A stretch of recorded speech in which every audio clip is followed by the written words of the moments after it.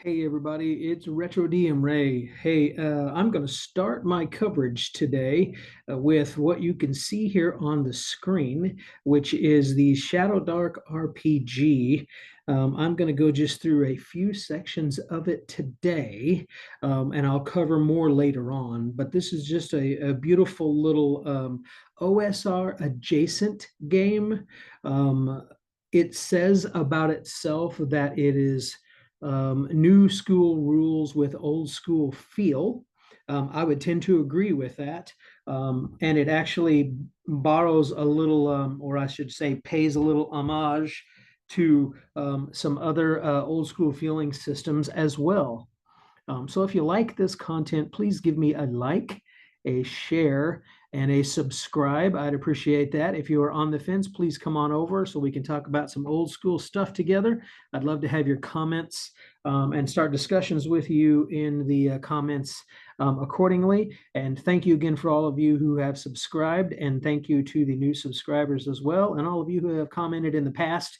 I really appreciate y'all. All right, so take a look at this image right here. So for me, coming from the really old school, back in the days of AD&D in 1978 into 79, this evokes an image for me. And so if you take this image and then you put it alongside the BX or basic system module Palace of the Silver Princess, and you look at that cover, this is more of a grimdark Call of Cthulhu-esque um, cover homage in some way to that Palace of the Silver Princess. I love that the eyes of this creature and or perhaps some crystal ball objects that is in its tentacled arms. You see that in the picture there. It's just really, really cool. You can see the arcane library symbol right there in the center of the forehead if you look really closely there. That's a little Easter egg thing that Kelsey, the creator of Shadowdark RPG, said that that's in there, and there's other things in there as well.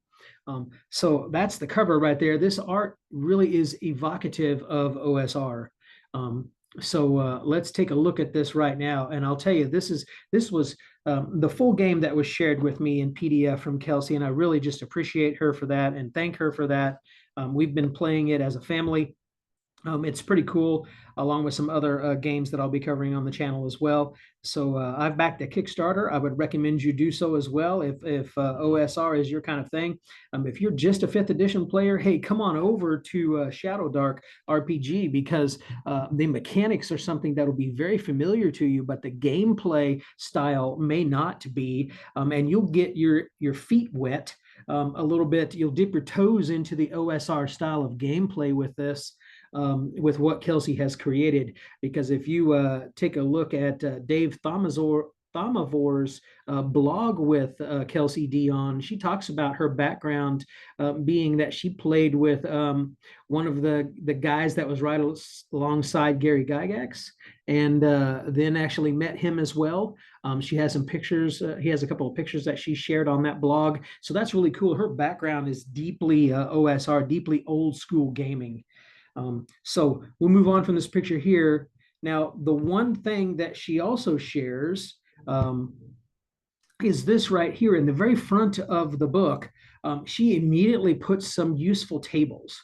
So you have weapons here. You have everything from the hand and a half sword there all the way down to the warhammer.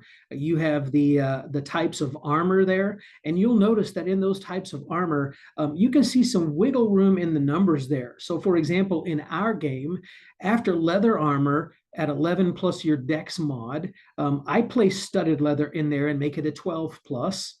Then you have chainmail at 13 plus, and I place either brigandine or perhaps hide in there at a 14 plus. And then you have plate mail, and then you have shield, and then you have mithril.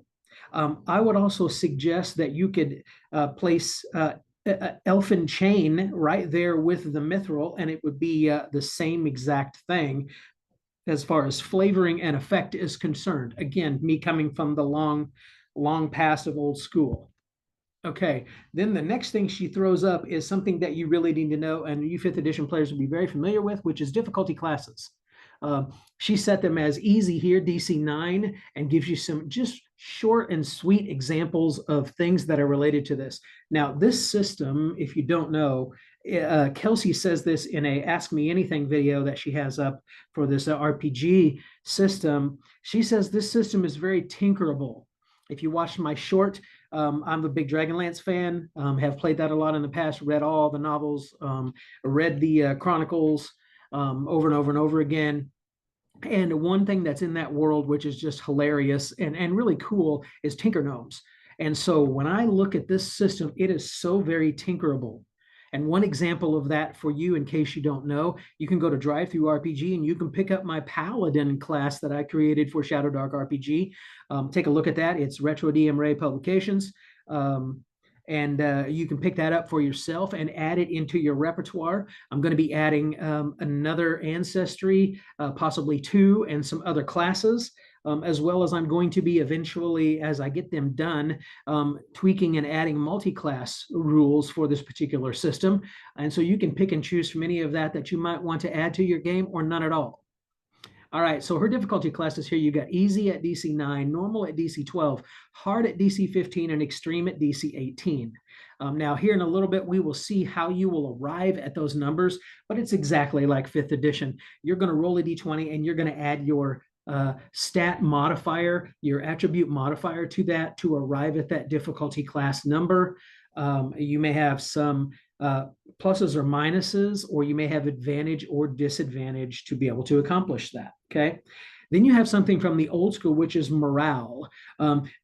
Enemies that are there, if you decimated their numbers pretty quickly and took them down, they would turn and run, or they would turn and drop things and negotiate. And this is old school, so she put morale in here, and I really like it. When enemies are reduced to half their ranks or half their hit points for a solo enemy, they flee if they fail a DC 15 wisdom check. Now, you could also make that the way I do, which is they may not flee, they may surrender, or they may begin to immediately bargain. If you have large groups of them, you'd make one check using the leader's wisdom modifier. Really simple.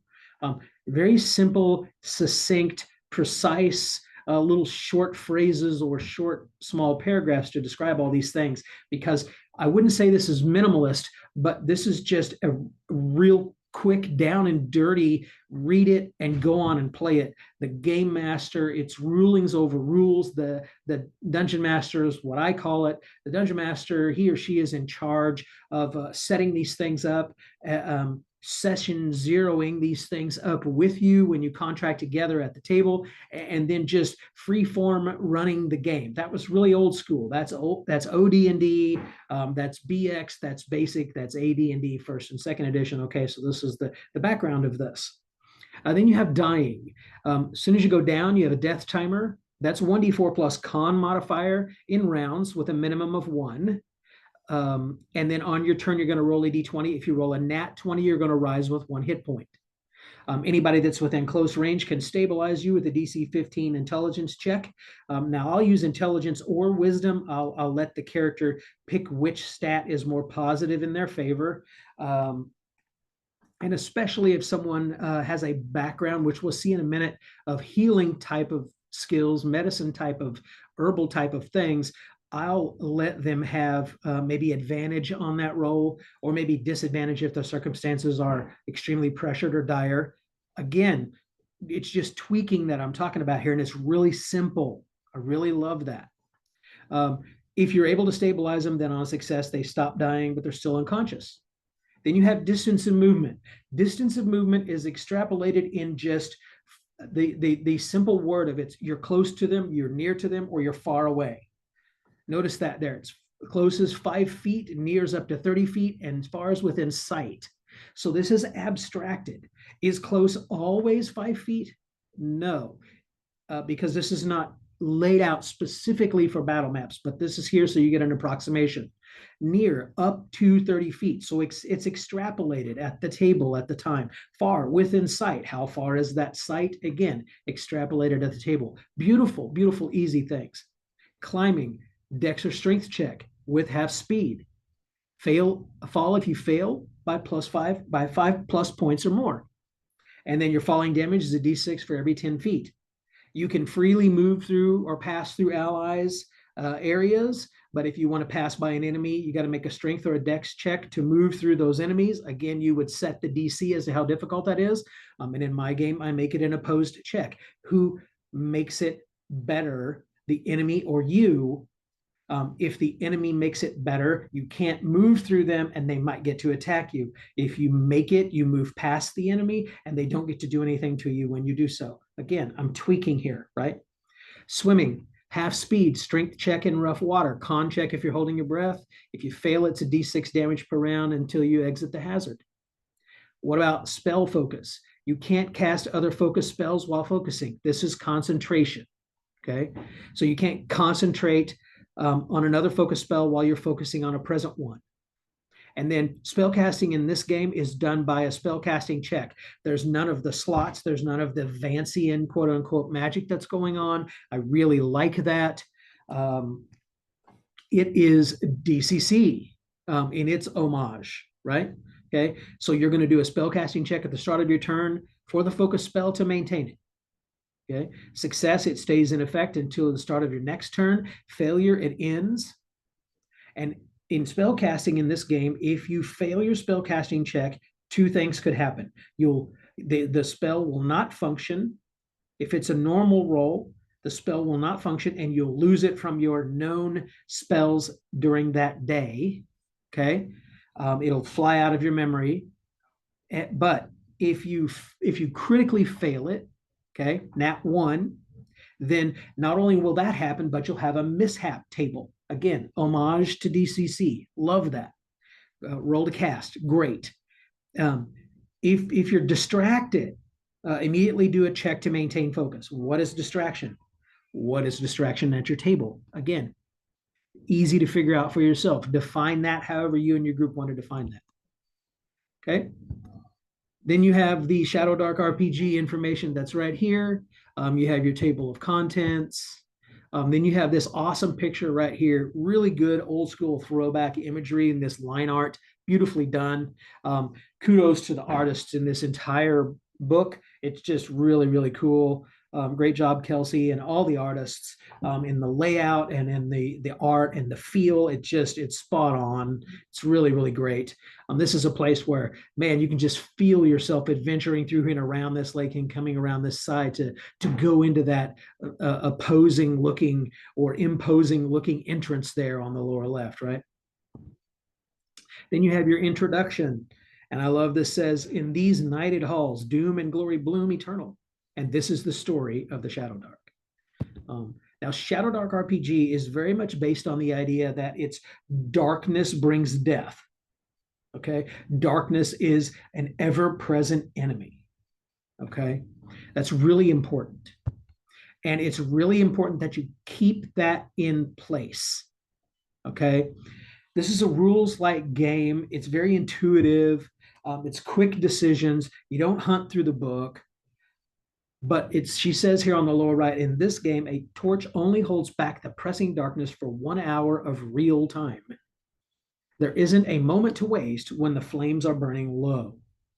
Okay, so this is a combination of in-game time and out-of-game time. The out-of-game time tracks light sources and your fight against darkness.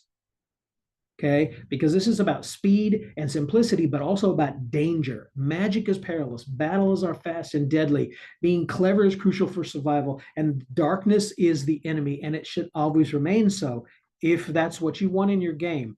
But that's how this game is intended to be ran. So it loses a lot if you take that away. So there's very few, if anything, in here that lets you just no longer function in the dark. Okay, and I think that's really cool. Okay, characters. So it talks about here, you decide your character's actions, then you tell them to the referee or game master. Again, I call it dungeon master. They determine if your actions are successful, describe the results, meaning they're going to tell you what's the DC that you need to equal or succeed, and then you're just going to go for it. It's a back and forth. Always ask yourself, this is important. If you were really your character, what would you do right now? That is so important. You're not asking the DM for that information. And I would argue you shouldn't be asking the DM for much information at all. You're just going to, if you were really your character, what would you do right now? Describe it, detail it. Let the DM describe and detail. And then if there's a number that needs to be called out, the DM will tell you roll X. That's it. So on your turn, you're going to describe your action and what you want to do. For example, you could say you're going to shoot your bow at the troll. I would argue that for old school, if you're going to play and really get into role playing, and you don't have to play this way, then you would actually describe, I'm gonna reach over my right shoulder, drawing that arrow as quickly as possible and placing it upon my bow, drawing it back to full length cheek, aiming down on the chest of that troll and let fly. Okay, but you describe that however you want to. Okay, then you've got movement. During your turn, here's what you can do. You can move up to near, again, roughly 30 feet. And you can break it up any way you want on your turn. So you can't move during other people's turns, quote unquote, according to this particular type of movement right here. And if you don't take an action, then you can move again. So it's move and act, or move and move, or stay still and act. That's it. Okay. And then this game is table initiative based on encounter. So when there's going to be an encounter that's going to happen, right before that, the table is going to generate initiative, and then it will operate in a clockwise fashion for the entire rest of that counter. Everyone that takes a turn, it completes a round, and then a new one begins until that whole encounter situation and scenario is over. And then that initiative falls away, and you'll wait until later when you need to generate a new one. Very simple. Again, the dice, typically, you would understand this. If you're on my channel, you would know the types of dice you're going to be using and how to do them and what advantage and disadvantage is. Your stats, here's a list for you, but you're going to generate them on 3d6. 3d6 straight down the line. This is really, really old school. This is old Gygaxian. This is old OD&D. Okay, this is 3d6 right straight down the line, because again, this is a very dangerous, deadly game, but you don't have to roll it this way. But this is the appeal, is to roll it this way and have very fragile characters to start. Okay, all the stats are there that you're familiar with. Then again, checks, like I said, D20 plus stat or attribute modifiers, either positive or negative. Always nothing nothing less than a 1 on something. Okay. Hit points. Again, hit points are based on your class. And we'll get to that here after a while, but typically weapons will do a d6 to your hit points. You saw some beginning ones, they're different than that. But you regain all of your lost hit points after a night of rest. So this is long rest in 5th edition. Again, something you're familiar with. I don't do that, but you can do that at your table. Then characters that reach 0 hit points die in 1d4 plus con mod rounds, minimum of 1. And dead characters are retired from play. But again, you have the stabilization factor. Okay, so then we start in here. Again, awesome black and white line art. Here's the party here, right? You've got the half-orc, you've got the human, you've got the dwarf, and you've got the halfling. And look at that foreboding dark forest back there and that tunnel back in the distance there made by those trees. Really grimdark and really, really cool. Okay. Both the wise and the foolish risk their fortunes in the Shadowdark. The darkness decides who is whom. Okay. This tells you how to make a Shadowdark character. So these are the steps that you're going to go through here in just a minute, but these are what these steps consist of. You have your name, of course, your ancestry, its race. Okay. If you don't like that word, you know, that's on you. It means nothing, carries no connotation for me, but this is what they use in the system as ancestry. Class, it's your character's job. You have a level. And again, there's a cool option here. That's an homage to DCC. You can start at 0 level and make several of them. And the one that survives can become 1st level, or you start at 1st level.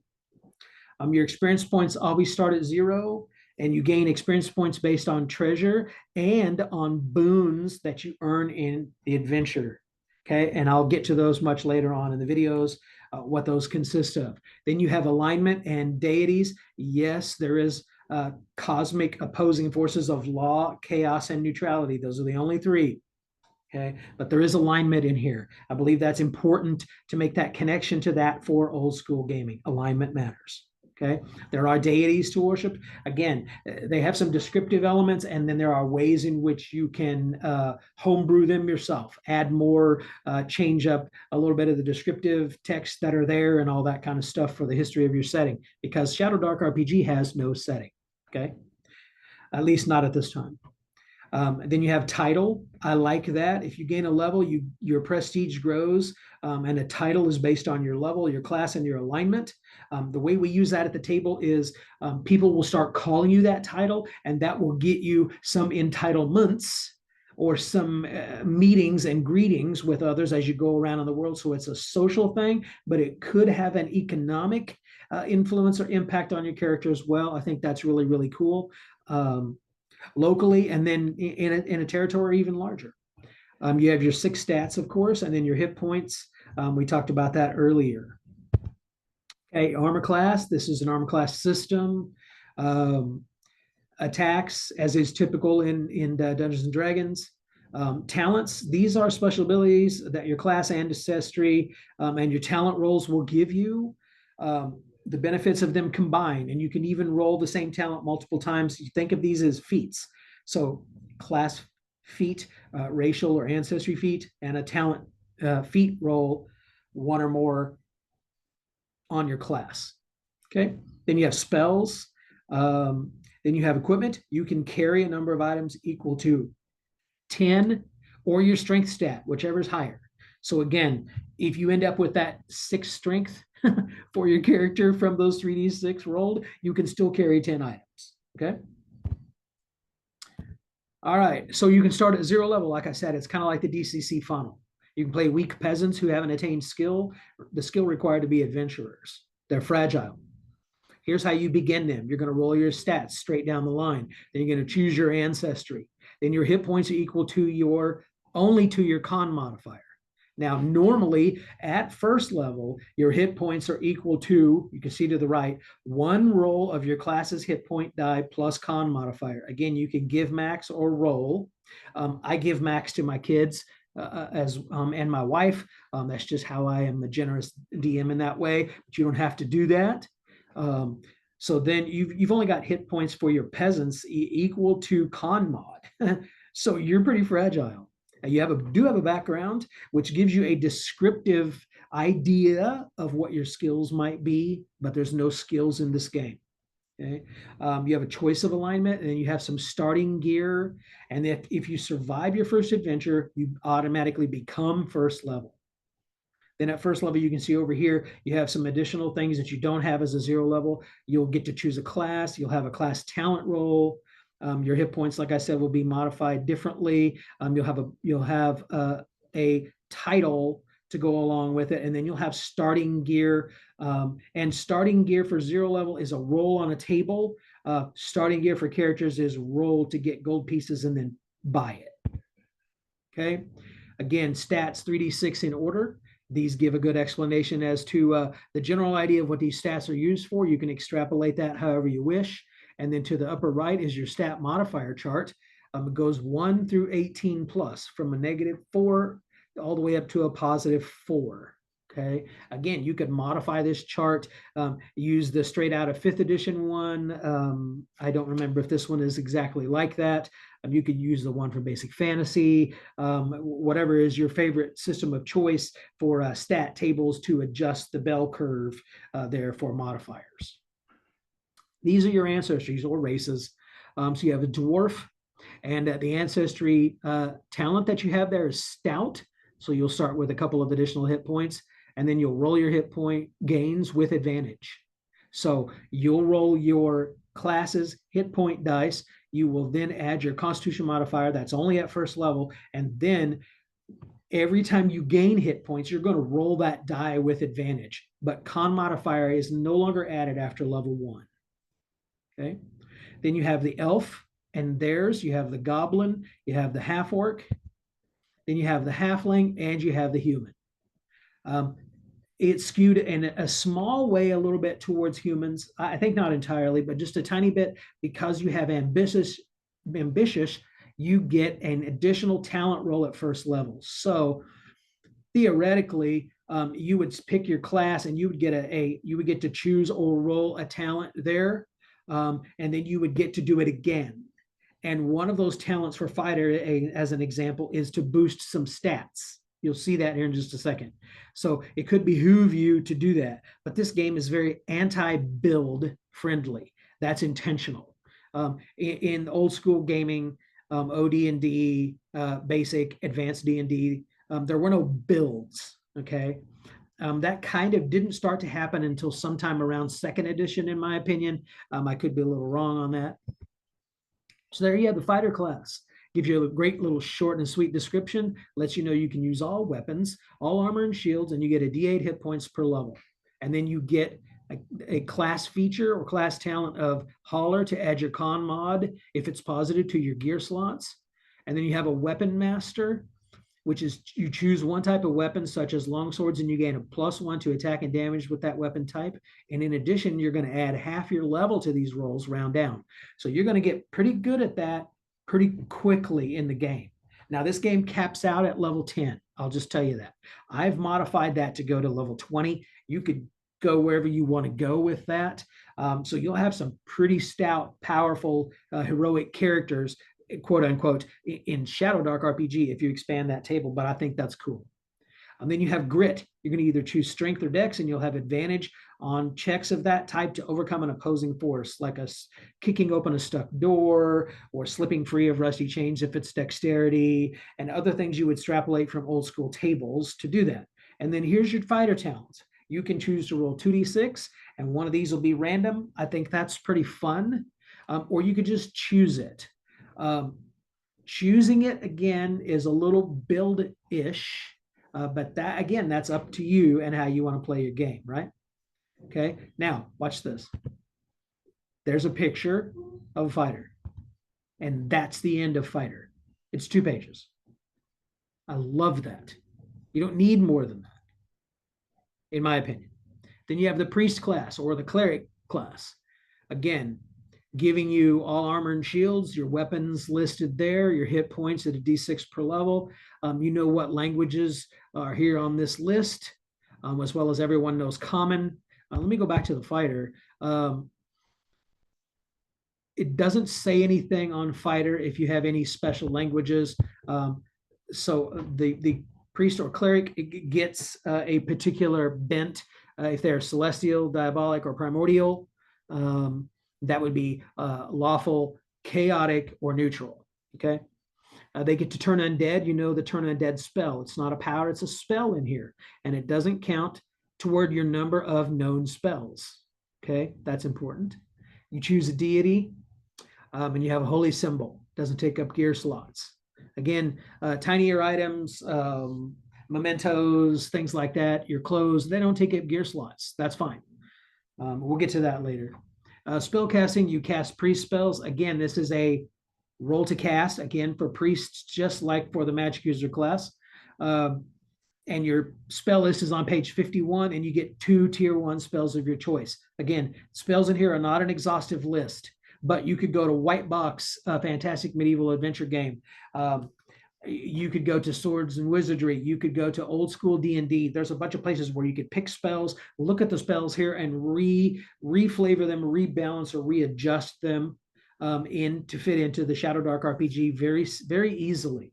Once you see how this is put together and how it works, and you played it a little bit, it's just really easy to do that. Then each time you gain a level, you choose a new priest spell to learn according to the priest spells known table. And for casting priest spells, you're going to take a look at spellcasting on page 44, and then here you have the talent table. Then here's your priest spells known. Again, levels 1 through 10, graduated increase there. Then you have the thief class.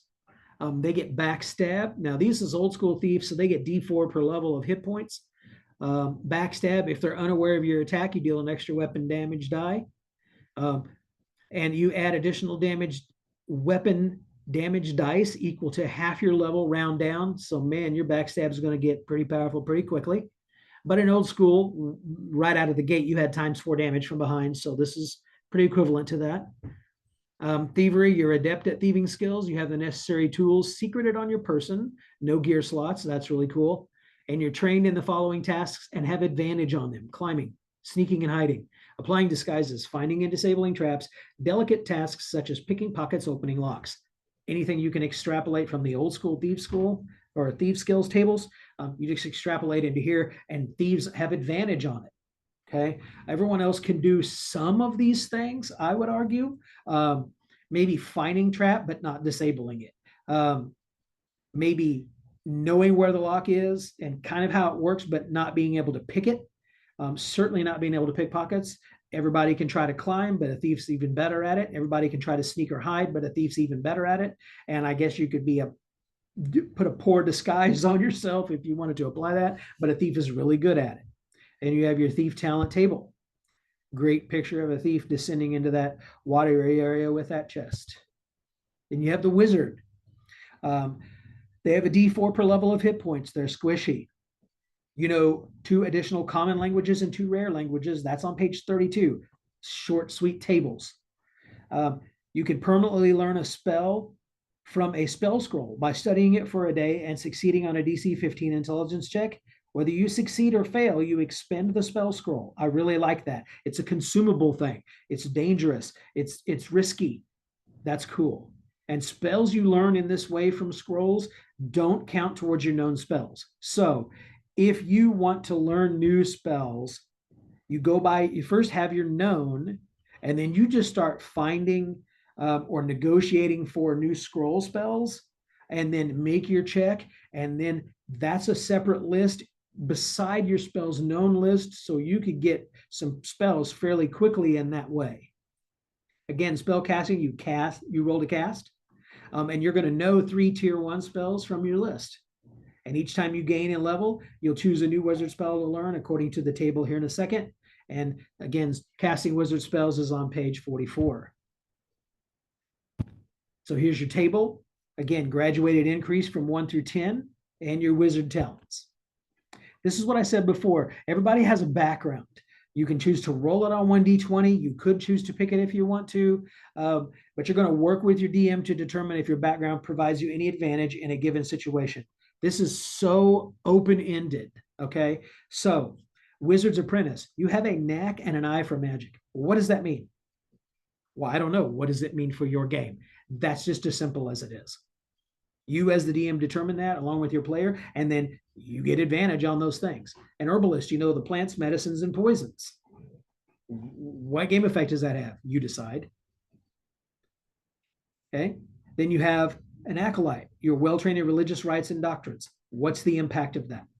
A chirurgeon, you know anatomy, surgery, and first aid. What impact does that have on the game? You decide. I like this. It's so simple. So simple.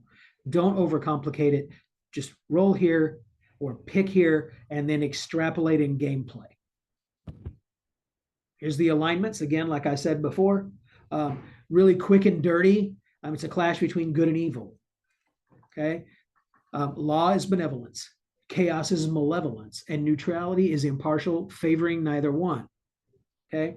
So in this game, evil, quote unquote, would be most closely associated with chaos. Okay, destruction, ambition, and wickedness. Survival of the fittest only mentality. Lawful, fairness, order, virtue. Operate for the good of the whole. Neutral, balancing between the two, walking that line between the two. You align with the cycle of growth and decline. A nature must take its course mentality. Okay. I would argue that neutral is probably the most difficult one to try to play. Again, these are just baselines. Extrapolate that however you wish in your game. If you want to use the 9 alignment points from old school, do that. Again, gods talks about the different ones here. Talks about the lost. Again, a cool picture here, line art at the bottom of the page. Wow, just really awesome. Okay, then you have those section on titles. Fighters, based on alignment and level, have titles, as you can see here, and that's how your legend begins. And then priest titles. Then you have thief titles and wizard titles. There's just 4 classes in the game. It's really simple. Here's that languages table. Okay, common languages there on the left. There are no lizard men here. There are lizard folk and Viperians. They speak reptilian. Okay. And then there's Thanian or Thanian, if you want to say it that way. There's Minotaur, Beastman, and Manticores. Most humanoids speak common, but there are some humanoid listed in the language. Again, you can extrapolate that to fit your game. Rare languages here, at the bottom. And then you talk about starting gear, okay? So starting gear, again, for a 0 level character, you're going to roll 1d4, and that's how many pieces of gear you're going to start with, not counting your clothes, of course, okay? And I'm being a generous DM. I would also give you a water flask, and I would also give you maybe a day's worth of rations to start as well, in addition to your clothes. And then you would roll a d4 and say, oh, look at that. I got one item. I'll roll a d12. Oh, wow. I ended up with a crowbar. That's interesting. But a crowbar can be used as a weapon just as much as it can be used as a prying item. And at 0 level, you don't have to worry about whether you can use it or not. You can just use everything because you don't really know better. you're not confined to that class box yet. It's kind of cool. But once you're first level, then you're going to get 2d6 times 5 gold pieces to then buy your gear. Okay. If you started out at 0 level and survived that, whatever you pilfered off of your dead peasant companions and party members and whatever you found would just go with you, so you'd have extra stuff. And then your armor class, of course, is 10 plus your dex mod, and your armor changes that, as we saw on the armor equipment chart way earlier when we first started here. But then you can only wear the type of armor that's listed for your class. Again, 0 level PCs can wield all armor until first level. Okay. Then a very short and sweet explanation of gear here. Notice the funny thing that Kelsey mentions in her AMA video, which is where are the hammers? I just think that's really cool. She says that iron spikes were there, but hammers were also there, and iron spikes took up a slot, and then a hammer took up a slot, and the usefulness for the hammer was to just pound in the iron spikes, and it didn't do anything else. So they took hammers out, and now it's the running joke. Where are the hammers? Where are the hammers, right? And so it says here, these spikes can be hammered in with weapons or other iron spikes. So I just think that's kind of cool. Okay. Then your basic gear here, it tells you how much it costs for how many, and then how many quantity equals 1 gear slot. Okay. So it takes 10 gems max to equal 1 slot. Okay. 10 iron spikes equals 1 slot. That's a bit confusing there. So 10 iron spikes equals 1 slot. 3 days of rations is on 1 slot line. Okay. 20 crossbow bolts, 1 slot line.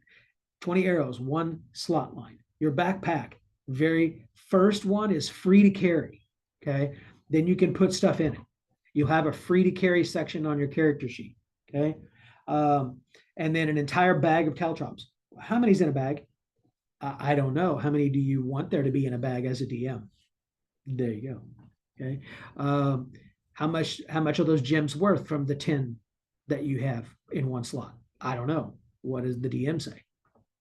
And then you go down to torches and all that stuff, and those are important, so they take up a slot. Coins, the first 100 are free to carry. Later on in the treasure section, it'll give you treasure by wording, so poor and normal and exceptional and legendary, I believe is how it works. And you get XP according to those little charts, and it's arbitrary. How much is in a bag of coins? I don't know. How many do you say is in a bag of coins? Okay, it's really cool, really easy, free form. Okay, again, you can carry a number of items equal to your strength stat or 10, whichever's higher. And unless noted above, all gear besides typical clothing fills 1 gear slot, and gear that's hard to transport could fill more than 1 slot. Here's a crawling kit for you, everything that you would need. This is kind of like a Dungeoneer's kit or an Explorer's kit, those kinds of ideas from 5th edition, so you're familiar with that. Costs you 7 gold pieces, takes up 7 slots, and here's the list of the things. Add that up, that's how much it costs you. Move on about your business, okay? Then you got armor down below, we saw that earlier. Okay, and again, you've got weapons down below. Weapons have properties. Okay, you recognize finesse from 5th edition. Finesse is just for attack. Getting a damage bonus in this game is either from a talent roll or some kind of a spell-like effect, magic, something like that. That's how you get a damage bonus in this game. So it's pretty rare. Okay. And then loading, you just don't move and you can reload. Really simple. If you throw something, you use your strength. Okay. How far do you throw it? Strength. There you go. Okay. Um, again, it's based on a close or a near or far range. There you go. Okay. Um, Two-hand, of course, obviously what that is. Versatile, you can use it in one or two hands, thus the higher damage die there. You have melee weapons designated with an M, and that's an arm's reach. So if you're using battle maps, that's any of the 5-foot squares right directly adjacent to your character's square. And then ranged weapons has an R. You strike at the distance listed there. Okay. And then you can use a weapon at close, near, or far range. Again, distances we covered back in the very beginning. Okay. Then it gives you what's really cool in this system, and I'm going to stop here. It gives you character name tables, encounter terrain area type tables, random treasure tables, random magic tables. This book is filled with so many awesome tables. It's great. So is this system also going to be easy to solo role play? You bet it is. It's going to be super, super easy. And with just a few other outside tables, table fables and those kinds of books, you can throw this together and you can solo play to your heart's content from 1 to 10th level, a long game, really, really easily. This really, really lends itself to some cool, interesting, and unique outcomes at the table. So I hope you're liking these so far. And I really hope that you give me a thumbs up, you give me a share, certainly please, and you give me a sub. I really appreciate that. Tell everybody that you know, hey, this is Retro DM Ray's old school channel. He's covering this great new game that's coming out on Kickstarter, Shadowdark RPG. And just join the group and we'll talk about this stuff. Okay.